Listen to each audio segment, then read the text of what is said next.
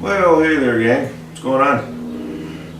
It's Wednesday. I'm playing hooky again from work. I tweaked my back pretty good, shoving this thing around the weekend. Really feeling it. Got the sciatic nerve going down through the leg and not feeling so hot. So, been taking it real easy the last couple days. But in my downtime, I haven't been just laying around.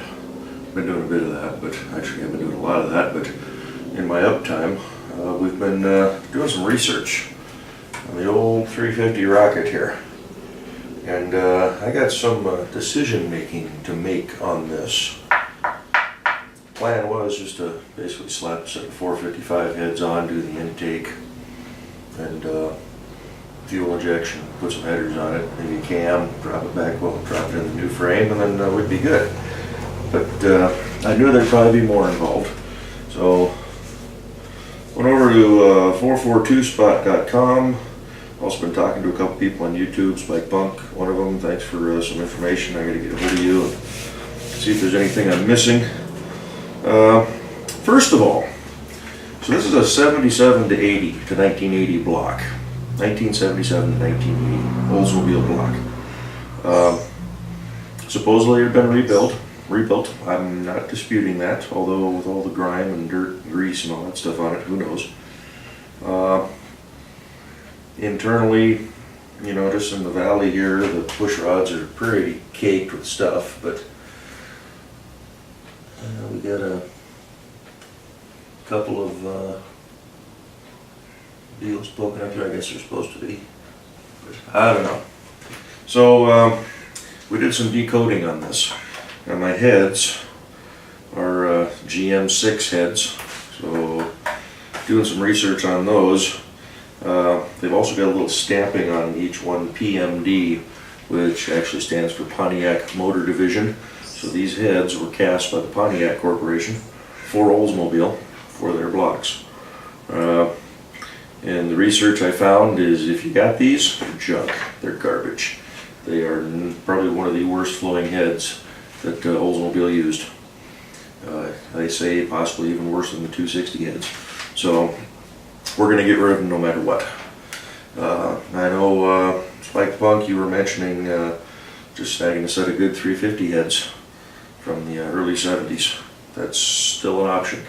I'm still thinking about that. Which may be probably kind of at the top of my list right now, so I may be scrapping the 455 head idea. Because this will still be a potent motor. I've got, leave myself a little sheet here, information from the stuff. But yeah, so these heads have a 75cc combustion chamber, 1.88 intake, 1.507 exhaust. So yeah, not that great. Ecoat 455 heads, which I've got two lines on Craigslist for right now. Actually, one's just a set of heads, rebuildable. So it says, I haven't seen them. He's asking $200 for them. The other option is a bare block 455 with crank. Appears to be original bore, not an overbore, with a set of heads. I don't know if the heads are need to be rebuilding or what. He's only asking $250 for that whole setup, so that's another option I'm weighing right now. I know I said I wasn't going to do the 455, but it's not something I'm totally against either. But then you got to go into the whole building a motor, and that's a big buck. I kind of like to use this one because it's already here. We know it runs. But the Ecoat heads run. They say it's about a 70cc chamber, but they actually measure out about 80 cc's. So about 5 cc more per cylinder. Intake is a full 2 inches. Exhaust is 1.6. So quite a bit more in the valve range there. If I were to do the 455 heads, Edelbrock makes an intake manifold for the 350 with more meat to accommodate the 455 heads. There is an alignment issue in between the intake and the exhaust runners. So they give you more material on the intake manifold to mill out basically portant. the intake manifold to match the head ports. So it's going to be some work involved if I do that. One other thing I did not take into consideration is when you put the bigger heads on with the bigger combustion chambers and you use the factory pistons and whatnot, your compression ratio is next to nothing. They say if I were to put, what did I do here? If I were to put the 455 heads on this motor and not change the pistons, I'd have a 7-to-1 compression ratio. Okay, that's one now. That is not going to be good for any type of good power. So yeah, swapping the 455 heads onto the 350 will lose about 1.5 to 2 points of compression, resulting in about a 7 to 7.5 to 1 compression ratio. I could go back with some custom pistons to make up for that, but I'm not getting into more money. So probably just going to look into a nice set of 350 heads. I don't know if I'll do the aluminum heads, which is still an option, and get some little bit more benefit out of them, but I don't know, we'll have to shop around and see what we can come up with. 350 heads on a 455 will raise the compression too high for pump gas and smaller ports, so they're no good there. But yeah, it has will bolt to the block, but you'll have a large intake port mismatch. The 455 intake ports are about 300 thou taller than the 350 ports. You cannot swap intake secure this since the 455 has a taller deck height than the 350. So yeah, PMD head castings. Pontiac Motor Division was commissioned, for lack of a better term, to produce Olds heads.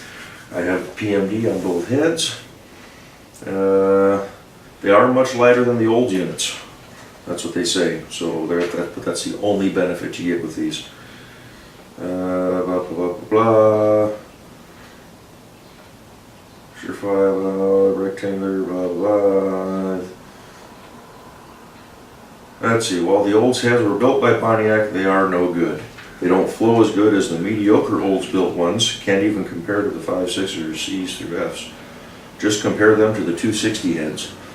The only advantage is they are lighter, much like the blocks of the era. So pretty much they're junk heads. So those are going to have to come off no matter what.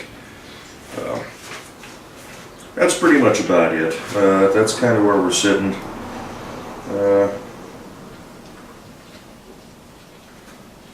I can't think of anything else to really talk about here. I did print all this out, throw up a file, so I can kind of use it for research. But we're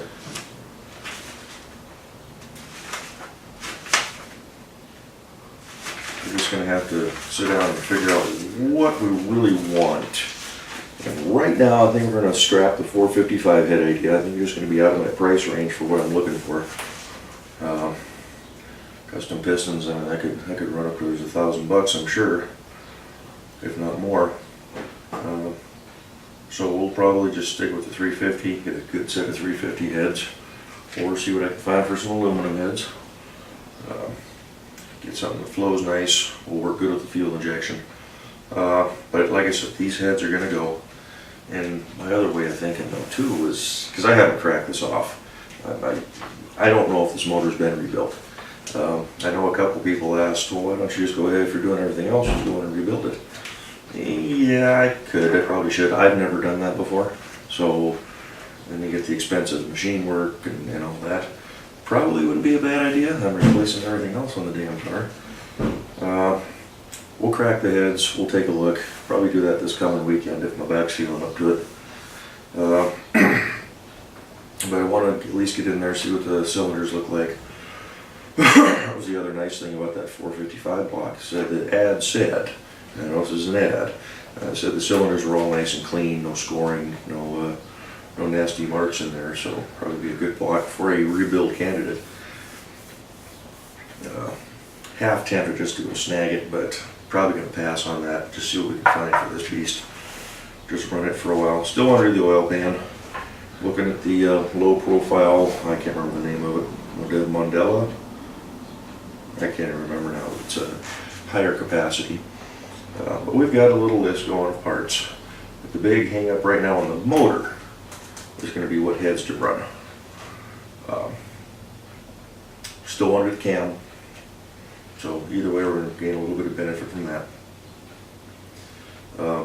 Frame I haven't touched, need to get onto that. I got the welder sitting back there, we need to finish touching up the bad spots and get those finished, and then we can get onto some painting. I was reading a little bit more on the 415. You put that on if you're going to use any other type of paint. It's recommended you use an etch primer.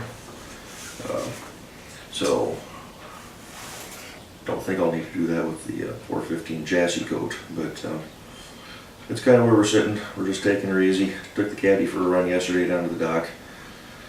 Took the GoPro along with too, so I gotta get that all edited up. Other than that, we're just gonna go inside, take her easy. Supposed to be at work here in about 25 minutes, but I'm not going in today. It's really hurting just standing here right now, so we're gonna go ahead and end this. There's my two.